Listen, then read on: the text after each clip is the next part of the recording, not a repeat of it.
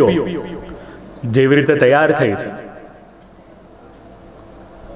એના માટેનો પણ વિચાર કરવામાં આવ્યો છે. બહુ સુંદર શ્લોક છે. કુંડલ શા માટે ધારણ કર્યું છે, કંઠાભરણ ધારણ શા માટે કર્યું છે, એના માટે પણ વિચાર કરવામાં આવ્યો છે.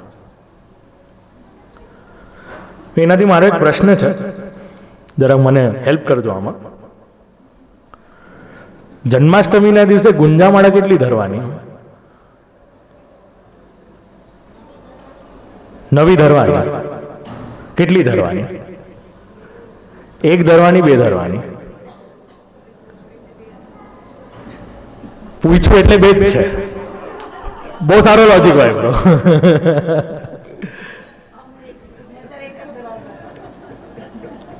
99% લોકોને આ ખબર નથી, પણ if you interact with certain Vallabhkul acharyas you will get to know the reason behind it as વેલ.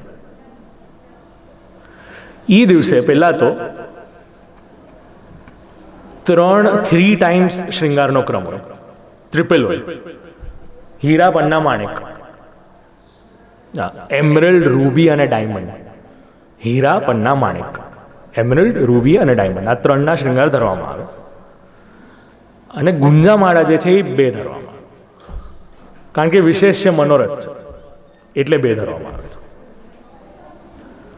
હવે મને કહો, તમે લોકોને ગુંજામાળાની ભાવના ખબર છે કે નથી ખબર?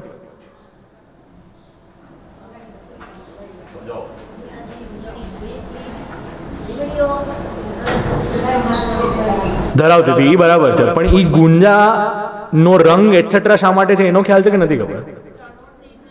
હા, ચનોટીના બીજ, ધેટ્સ રાઈટ.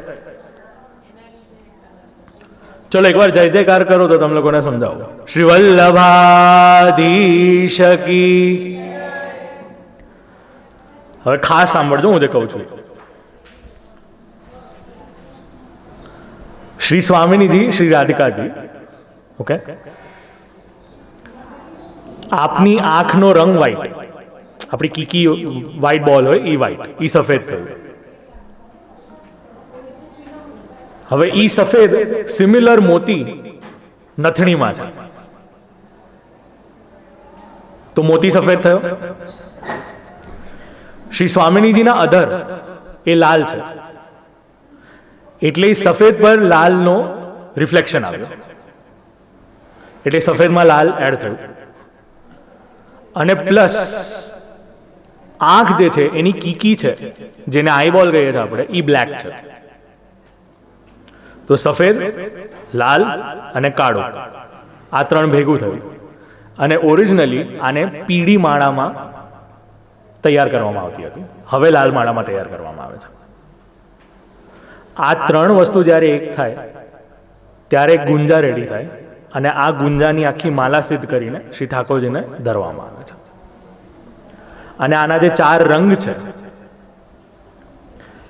જે કાળો રંગ છે એ શ્રી યમુનાજીના ભાવથી, જે લાલ રંગ છે એ શ્રી સ્વામિનીજીના ભાવથી, જે શ્વેત રંગ છે એ ચંદ્રાવલીજીના ભાવથી, અને જે પીળા કલરની જે માળા છે એ અગ્નિકુમારિકાઓ અથવા તો લલિતાજીના ભાવથી, આ 4 યુથના ભાવથી આ ગુંજા માળા શ્રી ઠાકોરજીને ધરવામાં આવે છે. આ તમે નાથદ્વારાના શૃંગારવાળાને પૂછવા જશો ને, એ તમને નહીં સમજાવી શકે, કારણ કે એમનું કામ છે ગુંજા વેચવી. એ તમને કોમ્બિનેશન સમજાવી શકે કે કુલે સાથે ચાકદાર વાઘા આવે કે મુકુટ સાથે કાચની આવે. એમનું કામ છે કોમ્બિનેશન વેચવાનું. પણ તમારું કાર્ય છે કે આજે સેવામાં બધી આપણે સામગ્રીઓ, આભૂષણો ઇત્યાદિ અંગીકાર આપણે જે કરાવી રહ્યા છે એના ભાવ શું છે એ જાણવાનું.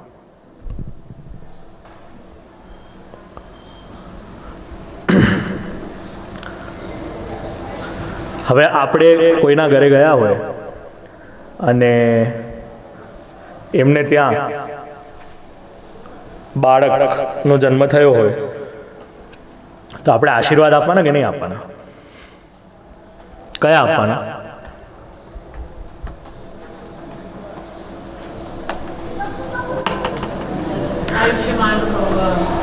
આયુષ્યમાન ભવ.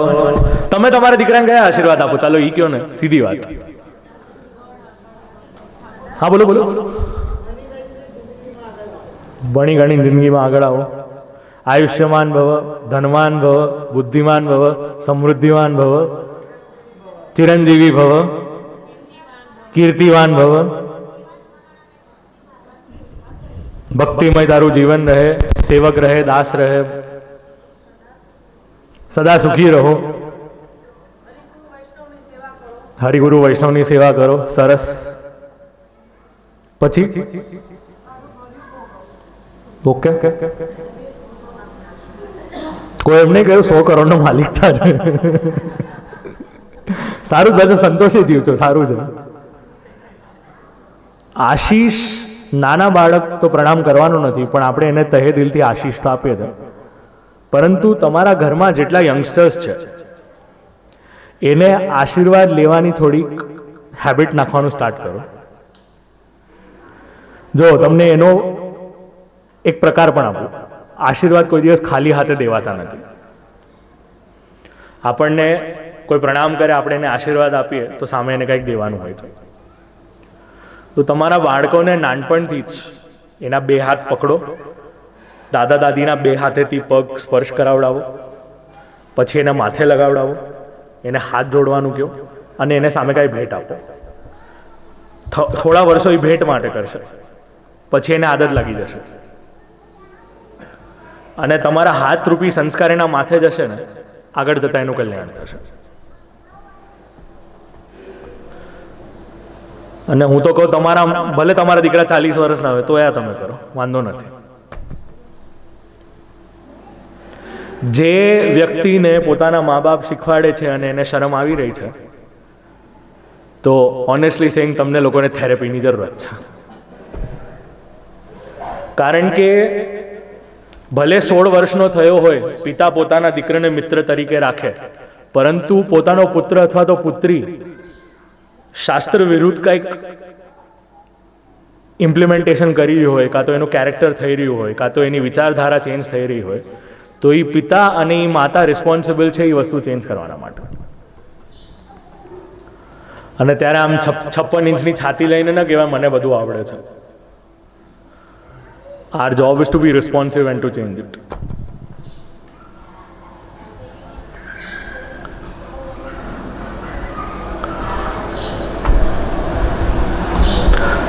તો હા, આપણે બાળકોને તો આશીષ આપી શકીએ, પરંતુ શું આપણે ઠાકોરજીને આશીષ આપી શકીએ?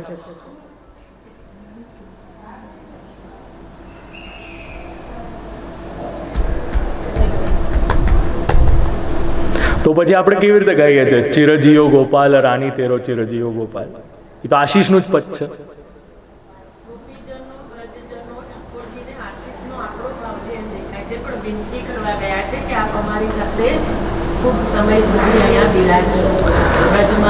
ખરેખર વાત સાચી છે. આપણે પણ જે આશીષના પદ ગાઈએ છીએ એ વ્રજ ભક્તોના બિહાફ પર છે, એમના વતી છે. જો એક વસ્તુ યાદ રાખજો, તમે જેનો સંગ કરશો ને એનો રંગ તમારા પર લાગશે. તમે ભગવદીયનો સંગ કરશો તો ભગવદીયનો સંગ લાગશે, અને તમે વંચકનો સંગ કરશો તો વંચકનો સંગ લાગશે. વંચક એટલે કોણ? જે નામનો વૈષ્ણવ હોય, કામનો વૈષ્ણવ ન હોય. એ તમને કેવલ અને કેવલ માયા સંસારની જ વાતો કરશે. તમે શ્રી મહાપ્રભુજીનું અને દામોદરદાસ સરસાણીજીનું વાર્તા ચરિત્ર વાંચશો ને, વાર્તા સાહિત્ય વાંચશો, તો શ્રી મહાપ્રભુજી ઘણી વાર દમલાને આજ્ઞા કરતા હતા કે ચલ ઘણા સમયથી ભગવત વાર્તા નથી કરી. એનો કહેવાનો તાત્પર્ય એ હતો કે બીજી બધી વાત બધી સાઈડમાં, ચલો હવે ભગવત વાર્તા ફરી રેઝ્યુમ કરી. આપણે કેવું હોય 40 મિનિટનો ફોન ચાલે અને અંતમાં કહીએ આપણને શું. એ જ 40 મિનિટમાં હું તમને લોકોને એક આશ્ચર્યજનક વાત કહું. આ લોકડાઉન પહેલાં પણ ઘણી બધી વાર જ્યારે પરદેશ જવાનું થયું હતું, ત્યાં 70 થી 80 વૈષ્ણવો કોન્ફરન્સ કોલ પર, ફોન પર, એમ પણ નહીં ઝૂમ કોલ પર, નોર્મલ ફોન કોલ પર એ લોકો સત્સંગ કરે છે. એ લોકોની એજ છે બિટવીન 60 to 90. 30 to 50નું 30 to 60નું ગ્રુપ અલગ છે, 60 to 90નું ગ્રુપ અલગ છે. એ લોકોનું ડિસાઇડેડ છે. કોઈ લૌકિક વાતો કરે ને તો એ લોકોને ગ્રુપમાંથી કાઢી નાખવાના. એ લૌકિક વાત એકમાં કરે બરાબર છે, પણ એ 60 સાથે એક સાથે ન કરી શકે.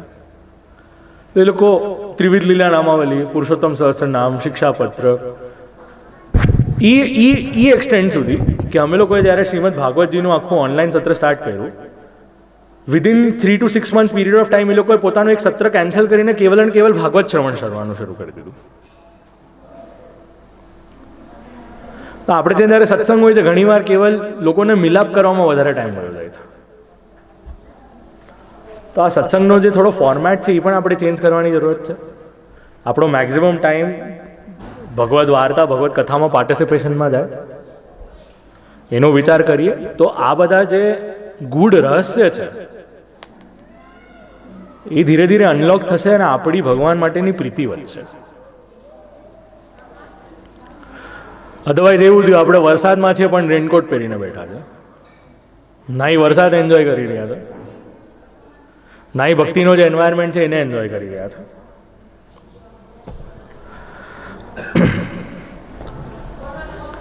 ઇનિશિયલી જ્યારે આ નંદ મહોત્સવ આખો એસ્ટાબ્લિશ થઈ રહ્યો હતો ને, તો આમાં એક બહુ સારો સ્ટેટમેન્ટ લખવામાં આવ્યો છે.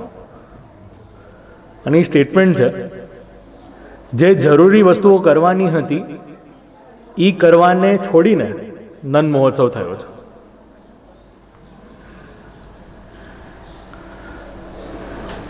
હવે એવી કઈ જરૂરી વસ્તુ હશે નંદરાયજીના લાઈફમાં, નંદરાયજીના જીવનમાં, કે નંદરાયજીએ એ જરૂરી વસ્તુને સાઈડમાં મૂકીને આખો નંદ મહોત્સવ કર્યો છે?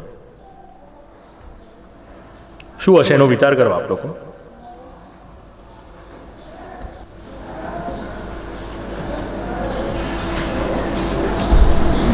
હું આપીશ, સમય આપીશ, મારા પાસે સમય ઘણો છે.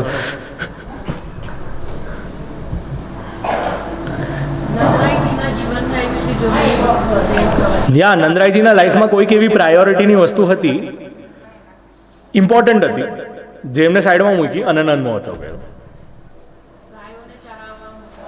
પોસિબલ? પોસિબલ? હા, એ જાત કર્મ સંસ્કારના અંતર્ગત છે, પણ ના, ઈ નથી. આના સિવાય આપ લોકો વિચારો વિચારો વિચારો વિચારો. Correct, 100% right. રાજાને મળવા જવાનું હતું, કંસને મળવા જવાનું હતું કર દેવા માટે. ઈ જ દિવસોમાં તરત જ જવાનું હતું કર દેવા માટે. અને કર દેવાનું સાઈડમાં મૂક્યું અને નંદ મહોત્સવ કર્યો હતો. તમારા અને મારા જીવનનો સૌથી મોટો મેસેજ, ઉત્સવ હોય ત્યારે પ્રાયોરિટી છે ને દેવી, ધંધાને કે ધર્મને?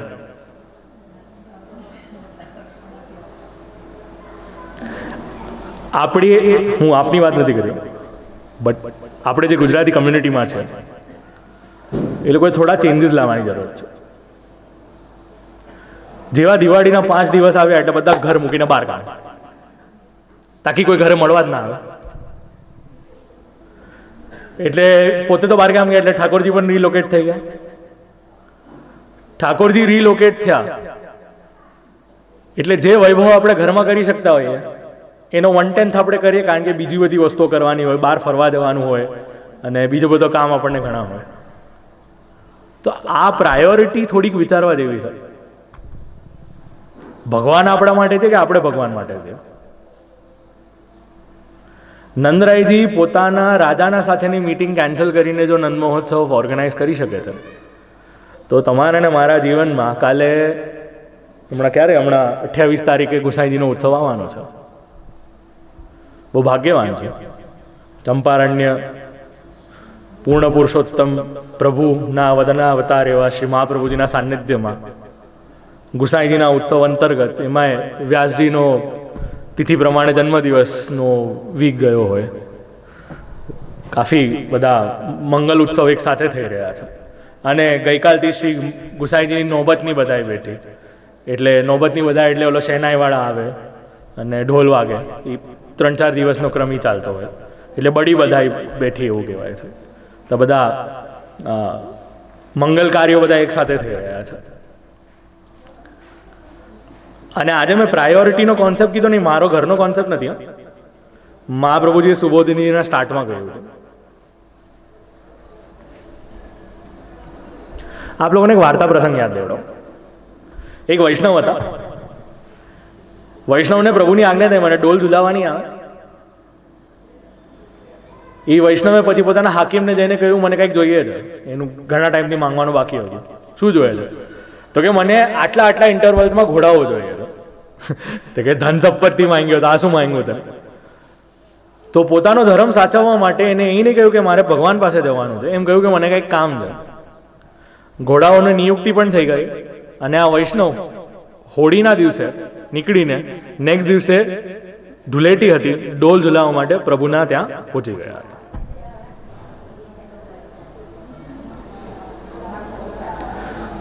અને જો ભગવાન આપણા સ્વપ્નમાં આવે અને કે કાલે મને ઝુલાવવાનું છે, તમે ફ્લાઇટ પકડીને પહોંચવાના કે નહીં પહોંચવાના?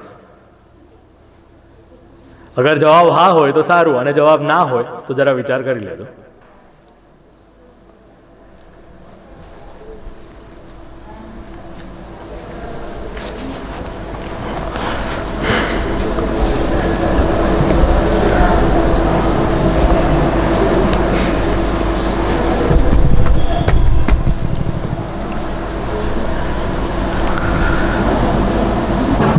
જેમ મેં હમણાં નોબતની બધાઈની વાત કરી,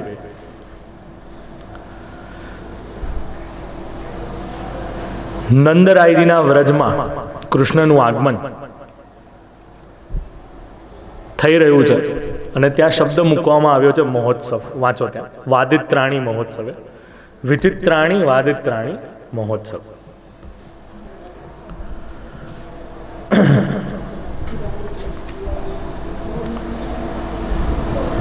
ઝાંઝ પખાવચ, દુંદુભી, વાંસળી, શહેનાઈ ઇત્યાદિ બધા વાદ્ય હોય એ બધા વાદ્ય એક સાથે વાગવા લાગ્યા હતા. અને બધા ગોપીજનો આવ્યા જ્યારે હતા ત્યારે એમણે હળદ, હલ્દી, દૂધ, દહીં એ બધાનું મિશ્રણ છાંટવાનું શરૂ કર્યું અને નંદ મહોત્સવ યોજાયો હતો. અને શું લખ્યું છે અહીંયા શ્લોકમાં? ગોપાહા પરસ્પરમ રુષ્ટા. તો આપ લોકો જે ઓલી કેક વાળી આમ કરો છો ને, એનું મેઇન રૂટ તો અહીંયા છે. હલ્દી અને દૂધ લીધી અને લગાડવાનું શરૂ કર્યું છે. એ હદ સુધી કે દહીં હતું તો દહીંથી શ્રી નંદરાયજીનું તિલક પણ કર્યું છે. અને પછી ગોપ ગોલ ગ્વાલો ઇત્યાદિ બધા આ નંદ મહોત્સવમાં યોજાયા અને ગાવા લાગ્યા, નંદ ઘેરા નંદ ભયો, નંદ ઘેરા નંદ ભયો, જય કનૈયા લાલ કી. આ નથી ગાવાનું. આપણે ત્યાં ક્રમ છે હાથી દિએ, ઘોડા દિએ, ઓર દિએ પાલ. એ હાથી ઘોડા પાલકી છે ને, એ શું કહેવાય, આપણે રાઇમિંગમાં સારું લાગે છે એટલે, બાકી એનો મિનિંગ રાઈટ નથી. તમે ભગવાનની જય હાથી ઘોડા પાલકી સાથે કમ્પેર કરી રહ્યા છો, એનો ઇન્ટરપ્રિટેશન એમ થઈ જાય છે. એટલે કોઈ જોઈ કનૈયા લાલકી કહે ને તો એને કહેજો શાસ્ત્રીજી આમ કહ્યું તું, આ રોંગ છે, અને હું પછી કોઈ બીજાનું નામ કહીશ. ના ના ના, આપણે જે ક્રમ છે હાથી દીને, ઘોડા દીને, ઓર દીને પાલકી, નંદ ઘેરા આનંદ ભયો, જય કનૈયા લાલ.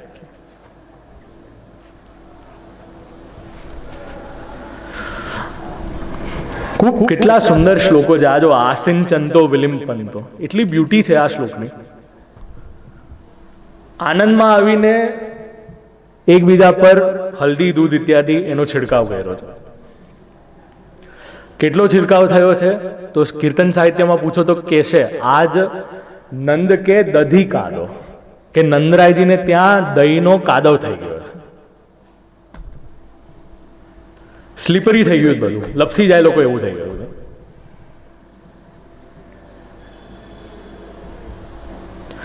શા માટે? કારણ કે ઉદાર મનવાળા શ્રી નંદરાયજીને ત્યાં આ આખો મહોત્સવ યોજાયો છે. જેણે જે માંગ્યું એને તે એનું દાન કર્યું છે. રોહિણીજી પણ પ્રસન્ન થઈને પોતાનો આનંદ અભિવ્યક્ત કર્યો છે. અને આગળ જતા 18 શ્લોકમાં આ નંદ મહોત્સવ આ ત્યાં આપ લોકો વાંચી શકો.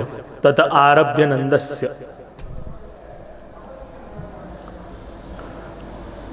ભગવત કૃપાથી નાચત ગોપી કરત કોલાહલ સેંદુર માંગ લગાય પરમાનંદ બળ્યો ગોકુલ મેં આનંદ હૃદય કલોલ. અને પરમાનંદાજી તો આગળ જતા એમ ગાઈ લે છે, જય જય કૃષ્ણ કહત પરમાનંદ કોણ પ્રગટ્યો કંસ કો બેરી ઘર ઘર દુકાલ દેતે હેરી. નંદ મહોત્સવનો જે ક્રમ હોય એના માટેની આપ લોકોને બીજી 3 વાત કહું. એક નંદ મહોત્સવ શ્રી મહાપ્રભુજીએ કર્યો હતો. કોઈ સાધન સાહિત્ય હતું નહીં. ધોતીમાં નવનીત પ્રિયાજીને ઝુલાવ્યા હતા. એક બાજુ દામોદરદાસ સરસાનીજી, કૃષ્ણદાસ મેઘન નૃત્ય કરી રહ્યા છે ગજ્જન ધાવન, અને ઝુલાવી રહ્યા છે કોણ? મહાપ્રભુ શ્રી વલ્લભ પોતે. એક પ્રસંગ હતો કાશીના બેઠકજીમાં. શેઠ પુરુષોત્તમ દાસને ત્યાં ઘરે હતા. નંદ મહોત્સવનો દિવસ હતો. કૂવામાંથી કોણ આવ્યું? નંદરાયજી, યશોદાજી, ગોપ અને ગ્વાલો. 4 ગોપી 4 ગ્વાલ, એવી રીતે 8ની ગણતરી કરવામાં આવે છે. અને ત્યારબાદ વિનંતી કરી કે આપ આવી રીતે આવશો નહીં, અમે વેશભૂષા ધારણ કરીને આપના વતી નંદ મહોત્સવ કરીશું. એ દિવસથી વલ્લભકુલના બાળકોને ત્યાં, આચાર્યોને ત્યાં આ વેશભૂષા ધારણ કરીને નંદ મહોત્સવ શરૂ થયો. એક નંદ મહોત્સવ એટલો સુંદર હતો, ગુસાઈજીના તૃતીય લાલજી શ્રી બાલકૃષ્ણલાલજીને એટલો બધો ભાવ પ્રગટ થઈ ગયો કે પોતાના યશોદાજીનો આવેશ ધારણ કર્યો હતો. પોતાના સ્તનમાંથી દૂધ વહેવા લાગેલું હતું. પુરુષ હોવા છતાં શ્રી ગુસાઈજીએ આશીષ આપ્યા કે તમારે ત્યાં આવી જ રીતે સુંદર નંદ મહોત્સવ થતો રહેશે. નંદ મહોત્સવના જ પલનાના સંદર્ભમાં એક પ્રસંગ એવો હતો. હરિરાયજીના નાના ભાઈ છે શ્રી ગોપેશ્વરજી એક દિવસ પલનું ઝુલાવી રહ્યા હતા.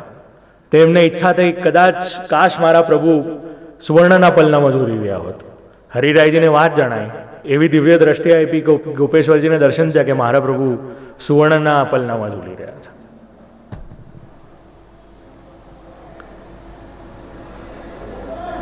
પ્રભુનો નંદ મહોત્સવ, એમાં જે આનંદ ઘેર આનંદ ભયો છે એ 3 વાર શ્રીજીમાં, એક કીર્તન્યા ગલીમાં, એક ચોકમાં અને 12 એવી રીતે 3 વાર કરવામાં આવે છે. એના આખા કીર્તનના ક્રમ છે. નંદરાયજી છઠ્ઠીની પૂજન કરી રહ્યા હોય એના પહેલાં યશોદાજીને પધરાવી લેવામાં આવે છે. યશોદાજી શ્રી ઠાકોરજીને ઝુલાવી રહ્યા છે. છઠ્ઠીની પૂજન થયા બાદ નંદરાયજી પણ આવે છે. ત્યારે હેરી હે ભૈયા હો આજ નંદરાય કે આનંદ ગયો આનંદ ભયો, ભૈયા સબ ગ્વાલ નાચે ગોપી ગાવે, ઇત્યાદિ બધા કીર્તનોનું ગાન થાય છે. એના પછી 16 પલનાના કીર્તનોનું ગાન થાય છે. જેમ મેં પ્રેંખ પર્યંક શયનમ એની શરૂઆત કરી હતી. ત્યારબાદ તેરે ભાગ્ય કી કહી ન જાય યશોદા, તેરે ભાગ્ય કી કહી ન જાય, વારી મેલે લટકન પગ ધરો છટિયા. પછી ઓલું જે હરિરાયજીનું કીર્તન છે, ઝૂલો પાલને નંદનંદા. પછી હજી એક સંસ્કૃત કીર્તન છે, લાલયતી દોલિના મુંચ શયનમ, એ કીર્તનનું પણ ગાન થાય છે. તો ઠાકોરજીને તિલક થાય છે ત્યારે બધાય કો દીન નીકો, એ કીર્તન ગવાય છે.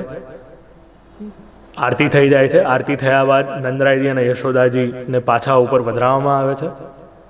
વલ્લભકુલના બાળકો દંડવત કરે છે. અને એ દિવસે નંદરાયજી અને યશોદાજીના ચરણ સ્પર્શ વૈષ્ણવોને પણ થાય છે. કહેવાય છે કે એમના આશીષ વૈષ્ણવ માટે બહુ ભાગ્યની વાત છે. જો આશીષ મળ્યા હોય તમને તો ખૂબ સારું ભાગ્ય. અને આવી રીતે નંદ મહોત્સવ ત્યાં વિરામ લે છે. અને ત્યારબાદ શ્રી ઠાકોરજીને મંગલા ઇત્યાદિનો ક્રમ શરૂ થાય છે. આ છે આઠમની કથા. અને ત્યારબાદ 9મીની સેવા એ શરૂ થાય છે. તો આપણે પણ અહીંયા નંદ મહોત્સવનો આનંદ અહીંયા લીધો છે. આગળનો અડધો 1 કલાક છે તો મેં ઘણો સમય લઈ લીધો છે. તો જે શ્રી ઠાકોરજીની આગળની જે લીલાઓ છે જે તમારા ને મારા જીવનને લાગે વળગે છે.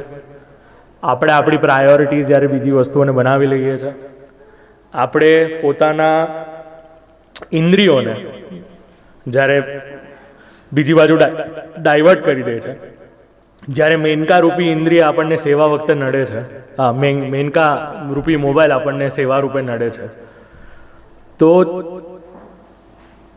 તમારો ને મારો જે અવિદ્યા સાથેનો રિલેશન છે, લેક ઓફ નોલેજનો જે રિલેશન છે, જેના કારણે આપણને ઘણી બધી વસ્તુઓ સમજાતી નથી, તો એ દૂર કેવી રીતે કરે છે ભગવાન, એની કથા 6ઠ્ઠા અધ્યાયથી છે. પણ એના પહેલાં શ્રી નંદરાયજી અને વસુદેવજી મળે છે, કારણ કે શ્રી નંદરાયજી જાય છે મથુરા રાજા કંસને કર દેવા, અને સંકેત રૂપેથી ત્યાં વસુદેવજી કહી દે છે કે ગોકુલમાં ઉપદ્રવો વધશે. નંદરાયજી સમજી જાય છે અને પાછા આવવાની તૈયારી કરે છે, અને ત્યાં ભગવાનને મારવા માટેના પ્રયત્નો એ શરૂ થાય છે. તો જે આવવાવાળી માસી છે, એ માસીનો રૂપ કેવો છે જરા આપણે એ સમજશું, અને એના માટે વિસ્તાર કરવા માટે હું વિનંતી કરીશ પૂજ્ય પિતૃચરણને કે આપણે આગળનો કથાનો ક્રમ થોડો જાણીએ. આ કથાના ક્રમમાં સંદર્ભમાં જો હું આપ લોકોને કહું, આમ originally coming from this family 16મી પેઢીએ હું છું. આ બધા વિપ્રોએ મને નાનપણથી તૈયાર થતા જોયો છે. આવડો હતો ત્યારથી મને બધાએ આ લોકોએ સાચવો પણ છે. તો આજે મને પણ આનંદ આવે છે કે આ વિપ્રો જેમના સાથે હું મોટો થયો છું એ મારી કથા સાંભળી રહ્યા છે. હું આશા રાખું છું એમના હૃદયમાં બિરાજમાન શ્રી ઠાકોરજી પણ પ્રસન્ન થઈ રહ્યા હશે. સુબોધિનીજીનું વાંચન કરીને સુબોધિનીજી શ્રવણ કરવાનો અવસર, શ્રી મહાપ્રભુજીને શ્રવણ કરાવવાનો અવસર આ મને જે પ્રાપ્ત થયો છે, મારા ભાગ્ય હશે ત્યારે પહેલી વાર મારું ચંપારણ્ય આવવાનું થયું. આપ લોકોનો આટલો પ્રેમ પ્રાપ્ત થયો. શ્રી મહાપ્રભુજી સામે મારી આટલી વાણી પવિત્ર થઈ. મારું ભાગ્ય પણ કેટલું સારું છે, છેલ્લા 2 વર્ષમાં મને 4 વાર નંદ મહોત્સવની જ કથા આવી છે. કોઈક ને કોઈક સંદર્ભમાં. મારે જ્યારે ભાગવત વિદ્યાપીઠમાં પણ હતી ત્યારે પણ નંદ મહોત્સવ આવ્યો હતો. એના પછી પણ મારે નંદ મહોત્સવની કથા આવી હતી. મારી કથામાં પણ મારે નંદ મહોત્સવની કથા આવી હતી. અને આ ચોથો પ્રસંગ છે કે છેલ્લા 2 વર્ષમાં મારે નંદ મહોત્સવની કથા આવી છે. તો ભગવાનની ઈચ્છા હશે કે નંદ મહોત્સવની કથા મારા પાસે કરાવડાવે તો એ પ્રાણવલ્લભ એવા ગોપીજનો વલ્લભ શ્રી ઠાકોરજીના શ્રી ચરણમાં પણ હું દંડવત પ્રણામ કરીશ. આપ લોકોને આ વાણીમાં જો કંઈક સમજાયું હોય તો વડીલોની કૃપા, આચાર્ય ચરણની કૃપા, આ ભાગવતજી જે પ્રેરણા આપી એ પ્રેરણાને હું અહીંયા વધાવું છું. અને જે ન સમજાયું હોય એ મારો દોષ સમજજો, અથવા તો ન સમજાયું હોય તો મને બહાર મળી લેજો, હું સમજાવી દઈશ. પણ મારું કહેલું હોય ને કોઈ બીજાને પૂછવા નહીં જતા. એ આપણા સમાજની બહુ મોટી પ્રોબ્લેમ છે. કયું કોઈ કહે ને ભોગતે કોઈ બીજું.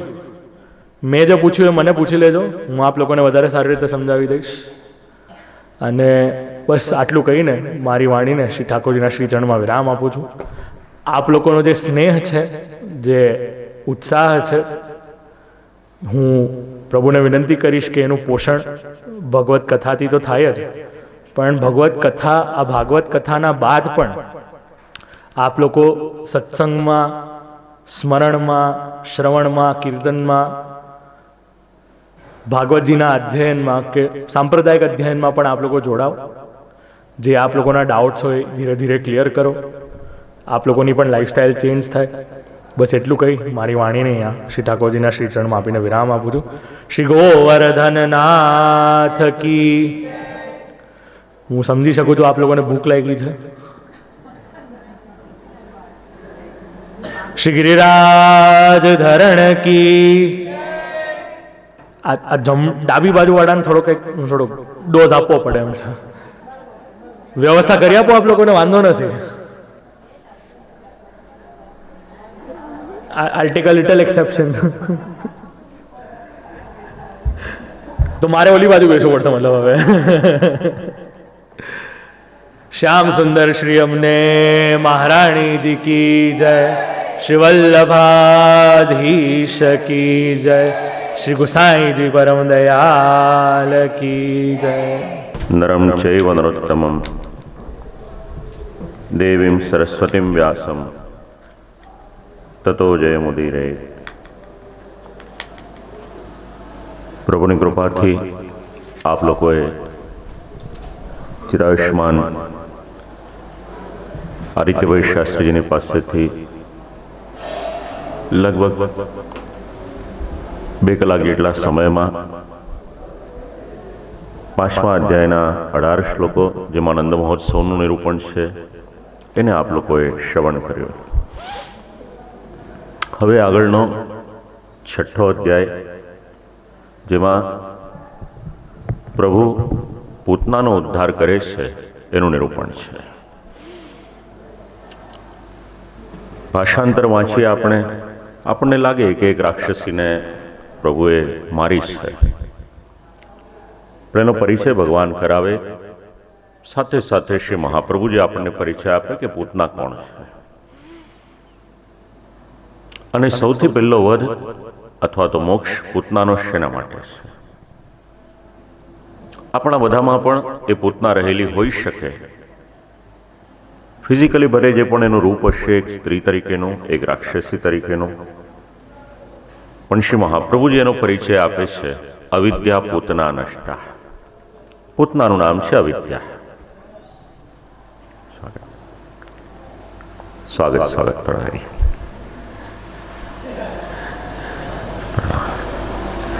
પૂતનાનું નામ છે, પૂતનાનો પરિચય છે અવિદ્યા. વિદ્યાનો ઓપોઝિટ વર્ડ અવિદ્યા, સમજી શકાય વાત છે. જ્યારે મનુષ્યના જીવનમાં જ્ઞાનનો અભાવ હોય, વિદ્યાનો અભાવ હોય, ત્યારે ઘણી રીતે ઘેરાઈ જાય છે. અને પછી પૂતના આવે છે. પૂતાન અપી નયતિ, પવિત્ર વ્યક્તિ હોય, અવિદ્યામાં અટવાય, પૂતના એને લઈ જાય છે. બસ કંસે પણ ઘણા બધા સેવકો મોકલ્યા હોય છે. એની શરૂઆત કરે છે પૂતનાથી. પ્રભુની પાસે આવે છે પ્રભુને લઈ જવાને માટે, પણ એના માટે સુંદર પહેરવેશ પરિધાન કરે છે, ગોપીજનોની વચ્ચે આવે છે, એકાંતમાં લઈ જાય છે, અને એકાંતમાં લઈ જઈ વિષપાન કરાવવાની શરૂઆત કરે છે. ભગવાન એના પ્રાણ લેવાની શરૂઆત કરે છે. ઘણો પ્રયત્ન કરે છે છૂટવાને માટે, પણ છૂટી નથી શકતી. આવી છે પ્રભુના પ્રાણ લેવાને માટે, પણ એના પોતાના પ્રાણ જતા રહે છે. ભગવાનને કહ્યું, મને છોડો, જીવ જતો રહેશે મારો. ભગવાન કે મારો તો એક નિયમ છે, એકવાર સંબંધ બાંધ્યા પછી સંબંધ છોડવો નહીં ક્યારે પણ. યા તો મારા પ્રાણ જાય, યા તો તારા પ્રાણ જાય. જીવનમાં ઉતારવા જેવું છે ભગવાનનો નિયમ. રામાનંદ પંડિતનો પ્રસંગ છે ને, વૈષ્ણવનો અપરાધ કર્યો હોય છે, શ્રી મહાપ્રભુજી તો ત્યાગ કરી દેશે એનો, પણ શ્રી ઠાકોરજી એનો ત્યાગ નથી કરતા. ભગવાનની સાથે સંબંધ બાંધશો ને, ભગવાન તૈયાર છે કાયમને માટે સંબંધ સાચવવાને માટે, નિભાવવાને માટે. આપણે કેટલો નિભાવી શકીએ છીએ આપણે નક્કી કરવાનું. પૂતનાએ કહ્યું, મુંચ મુંચ, અરે બાળક મને છોડી દે. ભગવાને કહ્યું, હું ન છોડું. મારા પ્રાણ લેવા આવી છે ને, યા તો તું મારા પ્રાણ લઈ લે, યા તો હું તારા પ્રાણ લઈ લઉં. પ્રયત્ન કર્યો પણ પ્રભુને મારી ન શકી. ભગવાને વિષપાન કરાવવાને માટે આવી હતી, એના પ્રાણ લીધા. વિશાળ સ્વરૂપ થઈ અને પડ્યું છે એનું. અવાજ થયો, ગોપીજનોએ અવાજ સાંભળ્યો, પૂછ્યું, ક્યાં છે કૃષ્ણ? નંદલાલ ક્યાં છે? એક ગોપી કહ્યું, મેં બીજીને આપ્યા હતા, બીજીએ કહ્યું ત્રીજીને આપ્યા હતા. આમ કરતા કરતા ખબર પડી કે આ એક સ્ત્રી લઈ ગઈ હતી, પણ આપણા વ્રજનીય સ્ત્રી હોય એવું લાગ્યું નહીં. ચાલો જે દિશામાંથી અવાજ આવ્યો છે ત્યાં જઈએ. બધા ગોપીજનો ભેગા થઈને આવ્યા. શ્રી ઠાકોરજી એના દેહ ઉપર ખીલતા હતા. લીધા છે પ્રભુને. હવે પ્રભુને લઈ તો લીધા, ખ્યાલ આવ્યો કે આ તો રાક્ષસી છે, આસુરી વૃત્તિવાળી. પ્રભુને સ્પર્શ થયો, લાવો આપણે શ્રી ઠાકોરજીના શ્રીઅંગ છે, ભગવત ભાવ તો હજી છે નહીં, પુત્ર ભાવ છે. શુદ્ધ કરીએ, સ્વસ્થ કરીએ પ્રભુને. શેનાથી કરીશું? તો કે આટલી મોટી ગૌશાળા છે ને, 72 કરોડ ગાયની આપણને ગણતરી સમજાવીને. બસ ગાયની ગૌશાળામાં રહેલા તત્વો ગોમય, ગૌમૂત્ર અને ગોરજ. શક્ય હોય તો ક્યારે પણ ગૌશાળામાં જાઓ. જો લપસા એવું ન હોય તો ચંપલ ન પહેરવાય. લપસા એવું હોય તો પછી આપણને આદત ન હોય, ક્યાંક આપણે ગાયની સેવા કરવા જઈએ અને 4 જણે આપણી સેવા કરવી પડે, એવું ન કરીએ. આપણે ફ્રેક્ચર થાય, પડી જઈએ તો ધ્યાન રાખવું થોડું. સુંદર ગૌશાળા છે અહીંયા છઠ્ઠીના બેઠકજીમાં પણ છે, લગભગ 40-45 ગાયો છે. શ્રી મહાપ્રભુજીના બેઠકજીમાં પણ લગભગ 450-450 ગાયો બિરાજે છે. ગોમય, ગૌમૂત્ર અને ગોરજ ગોપીજનોએ સ્નાન કરાવ્યું છે. આ ત્રણેયને લીધા છે. આપણે ત્યાં ક્યારેક કોઈક મુહૂર્ત ન જોઈ શકીએ.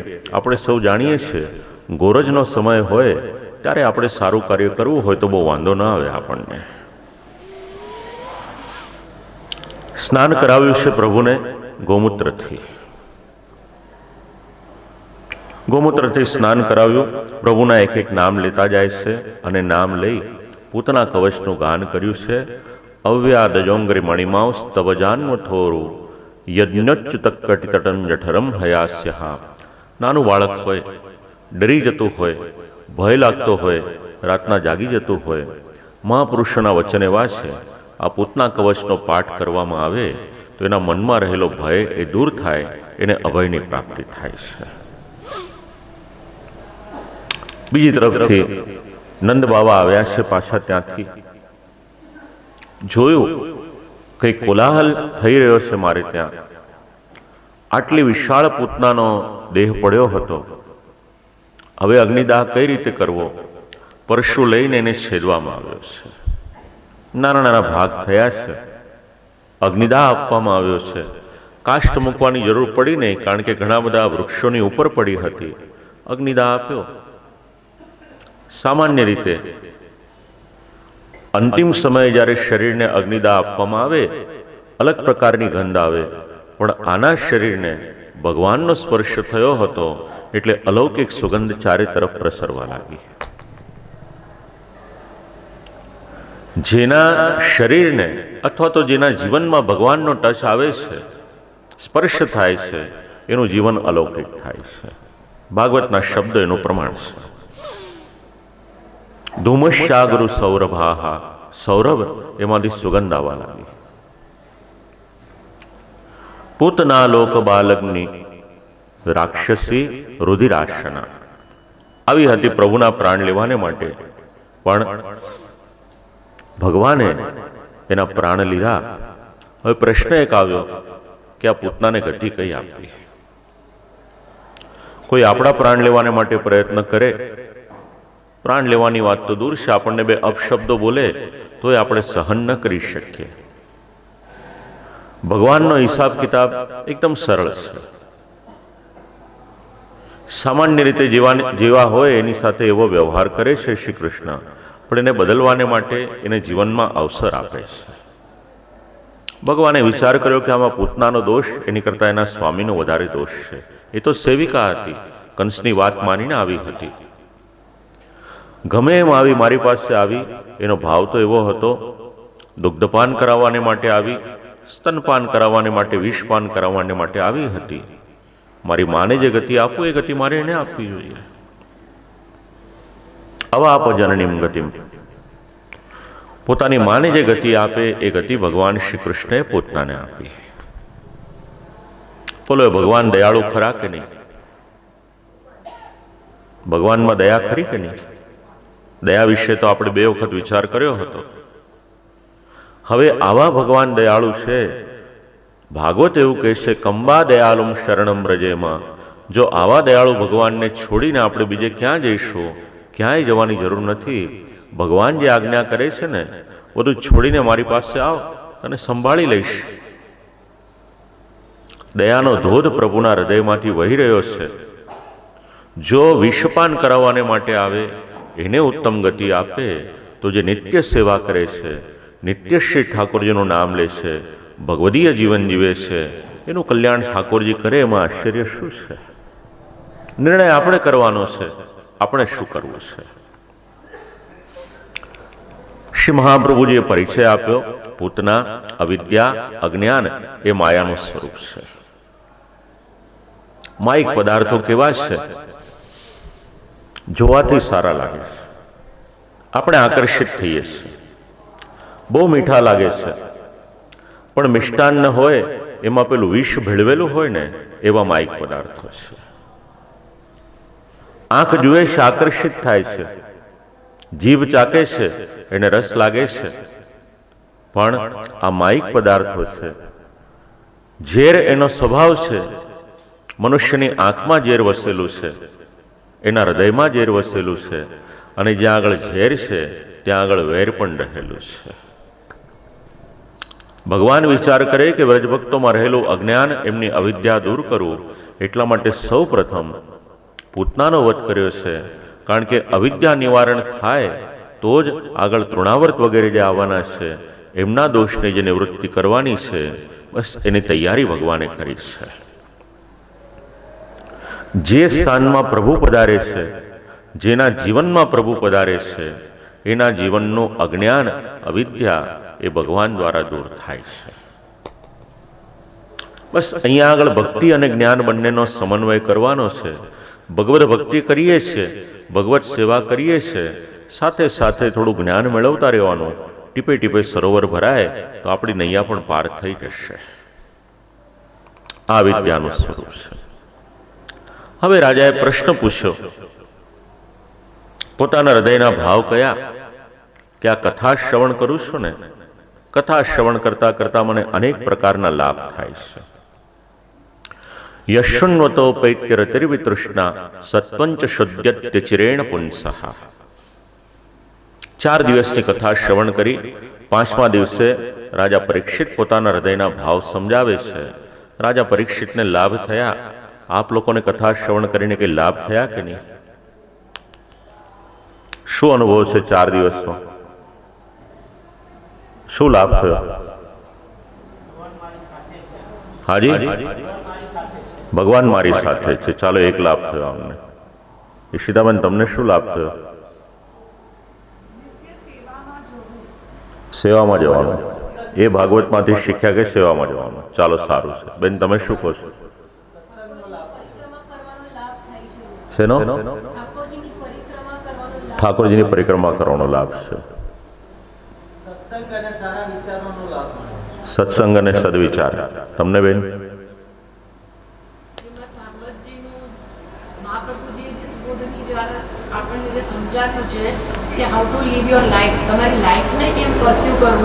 લાઈફને આખો એક નવો ટચ મળી રહ્યો છે, એમાંથી શીખી રહ્યા છે. Very good. બોલો આશીષભાઈ.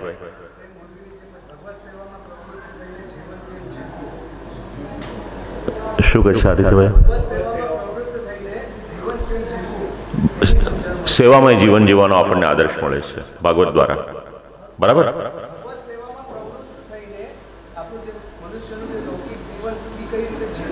લૌકિક અલૌકિકનો આપણે બેલેન્સ રાખી શકીએ. સરસ. આપને બેન? હાજી,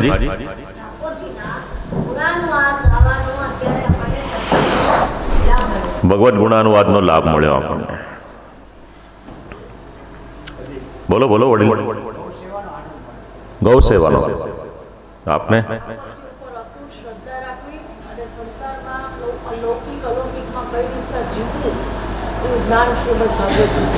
પ્રભુમાં શ્રદ્ધા અને લૌકિક અલૌકિક જીવનમાં જીવવાનું, બંનેમાં બેલેન્સ કઈ રીતે કરી શકીએ? બોલો મારી આપ.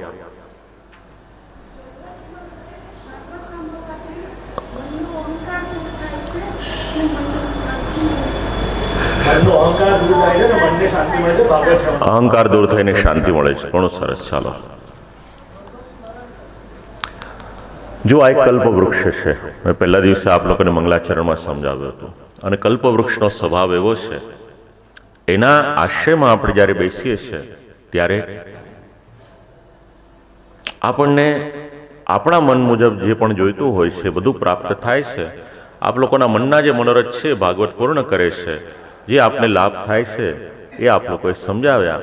પરીક્ષિત રાજા પણ પોતાના મનના ભાવ અભિવ્યક્ત કરે છે. યશુન્વતો પૈત્યરતિર્વિતૃષ્ણા સત્વંચ શુદ્ધ્યત્ય ચિરેણ પુંસઃ. રાજા પરીક્ષિત કહે છે, મારા જીવનમાં તૃષ્ણા હતી, એ તૃષ્ણા નિવૃત્ત થઈ ગઈ છે. હવે શ્રીમદ ભાગવત શ્રવણનો એક લાભ છે, આપણા સૌના જીવનમાં અનેક પ્રકારની તૃષ્ણાઓ રહેલી છે. એક પૂરું થાય, આપણે બીજું ચાલુ કરીએ, બીજું, ત્રીજું, ચોથું, પાંચમું, એ લાઈન ચાલુ જ રહેશે, પૂર્ણ થતી નથી. ભાગવત શ્રવણ કરીને તૃષ્ણાની નિવૃત્તિ થઈ જાય છે. વિતૃષ્ણા, સત્વ શુદ્ધિ. આપણામાં કોઈક ને કોઈક પ્રકારે સત્વગુણ રહેલો છે, સાત્વિકતા રહેલી છે.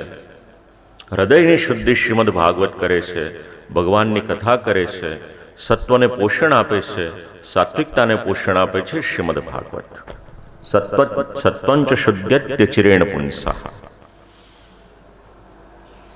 આપ લોકોએ જે જવાબ આપ્યો, શ્રીમદ ભાગવત એવું કહે છે, ભગવદ ભક્તિ મળે છે, હરિભક્તિ મળે છે. ભક્તિર્હરૌ, ચોથી લાઈનમાં પહેલો શબ્દ છે, ભક્તિર્હરૌ તત્પુરુષે. આ ભાગવત શ્રવણ કરવાનો લાભ છે. હા, આપ સૌ સેવા કરો છો, સંસ્કાર આપના વડીલોના આપેલા છે, આપના પૂર્વજન્મના છે, ભગવત કૃપા છે, ઘણું બધું ભેગું છે. કેટલો આનંદ કર્યો ગઈકાલે, કેવી હેરી લીધી, આટલી બધી કથા કરી. એક યુએસએમાં વ્રજના ટેમ્પલમાં મેં જોયું હતું, ત્યાં આગળ આ રીતના હેરી લીધી હતી.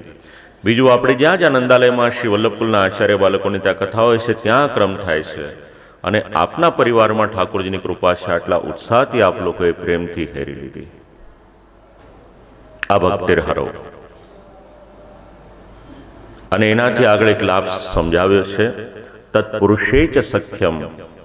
ભગવાન, એમાં ભગવાનમાં તો સખ્ય ભાવ શ્રી મહાપ્રભુજી આપણને સમજાવે છે, નવધા ભક્તિ પણ સમજાવે છે, પણ ભગવદ ભક્તમાં પણ સખ્ય શ્રીમદ ભાગવત દ્વારા આપણને સમજવા મળે છે. કઈ રીતે? આપ લોકોએ જે કર્યું ને એનું અનુસંધાન સમજાવું. કથાની પહેલાના દિવસે જે વૈષ્ણવનું આપે સન્માન કર્યું, અને ગઈકાલે પણ જે આપણે ત્યાં વિશેષ વૈષ્ણવ આવ્યા એમનું પણ આપ લોકોએ જે રીતે સન્માન કર્યું, બસ આ ભગવદ ભક્તો છે, એમાં સખ્ય ભાવ એનો દ્રષ્ટિકોણ કોઈક આપે છે, શ્રીમદ ભાગવત આપે છે. બસ આ લાભની સાથે સાથે આપ લોકો જે અનુભવી રહ્યા છો, કારણ કે દરેકના હૃદયમાં અલગ અલગ પ્રકારના લાભ છે.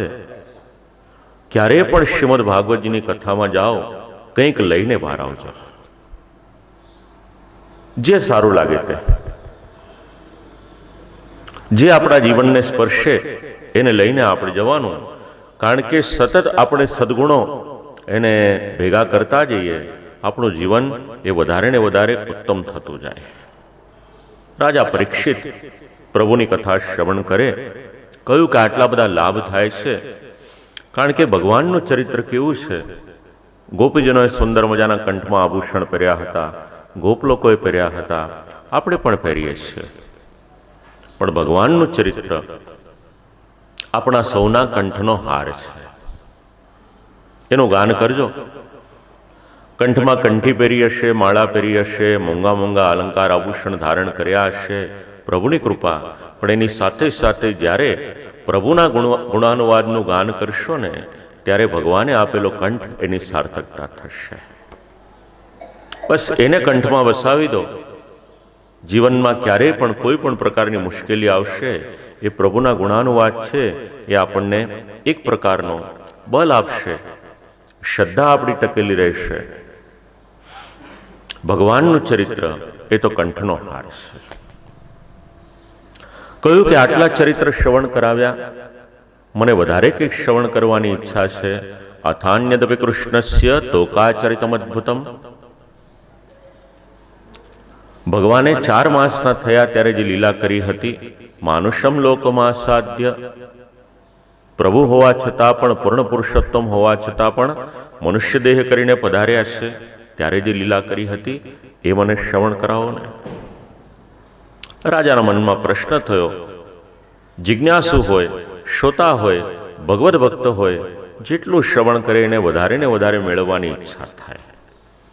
શ્રદ્ધા છે ને રાજા પરીક્ષિતની, એટલે ઈચ્છા થઈ. કહ્યું કે આગળનું ચરિત્ર શ્રવણ કરાવો. 7મા અધ્યાયમાં 3 ચરિત્ર આપણને મળે છે પ્રભુની લીલાના. એમાંનું એક છે તોકાચરિતમ અદ્ભુતમ. સંસ્કાર છે એક. સુખદેવજી મહારાજ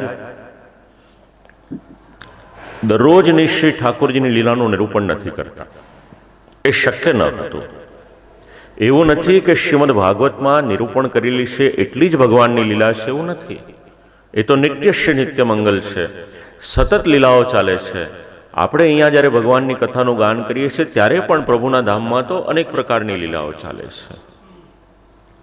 પણ રાજા પરીક્ષિતની પાસે 7 દિવસનો સમય હતો, એટલે 7 દિવસમાં જેટલી લીલાઓનું શ્રવણ કરાવી શકાય એટલું નિરૂપણ કર્યું. પૂતના વધની જે લીલા છે, પ્રભુ 6 દિવસના થયા હોય એની સાથેનો સંબંધ વિચારી શકાય. એની આગળની લીલા છે એ 4 મહિનાના થયા ત્યારનો સંબંધ છે. રાજા પરીક્ષિતે વિનંતી કરી, આગળનું ચરિત્ર શ્રવણ કરાવો. બસ સુખદેવજી મહારાજ કે 12:30 વાગી ગયા ને, 4 વાગે આવો એટલે આગળનું ચરિત્ર કહીશ તમને. આવશો ને 4 વાગે પાછા? જો આ તમારી સગવડ માટે અડધો કલાક લેટ કર્યું છે. હા, બધા સ્વસ્થ થઈને પધારજો. આજે આપણે કથાનો ક્રમ 7 વાગ્યા સુધી રાખીશું.